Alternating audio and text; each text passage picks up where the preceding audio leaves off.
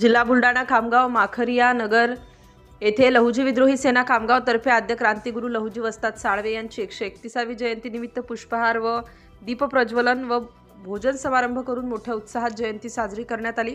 तसेच खामगाव शहरातील बसस्थानकावर आद्य क्रांतिगुरू लहुजी वस्ताद साळवे यांची प्रतिमा लावण्यात आली। तसेच माखरिया नगर येथील राजश्री छत्रपती शाहू महाराज शाळा क्रमांक 10 मध्ये शालेय विद्यार्थ्यांना पेन्सिल व खोर रबर वाटप करण्यात आले। तसेच विविध माध्यमातून कार्यक्रम घेण्यात आले।